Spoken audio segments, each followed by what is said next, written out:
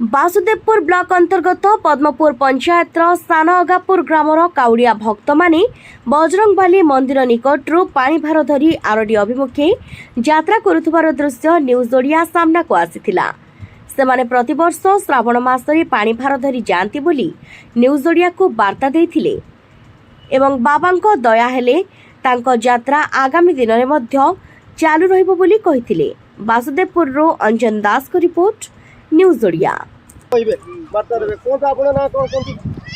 प्रशांत बल प्रशांत बल आपण केउठी पानी भार नेकी जाउछन आमे जीवु आरडी शय पीठ पानी ढाली के आसीबो। आपण केते वर्ष ला जाउछन? ए 10 वर्ष हो गला। 10 वर्ष ला केमे जिवे? गाड़ी रे जिवे ना चाली जिवे? चाली चाली का जीवु। चाली चाली जिवे। एठी का प्रसाद सेवन कले ना बाटर आ किछि बदन ने व्यक्ति आपण किछि सरबत एटू प्रसाद सेवन कलु बाटर जदी को सब व्यक्ति दियंती आमे खा भोजन करके जीवु। आपण ना कोन कोंतु अभय बल आपण एठी केते वर्ष ला नेकी जाउछन पानी? आज को 14 वर्ष हैला।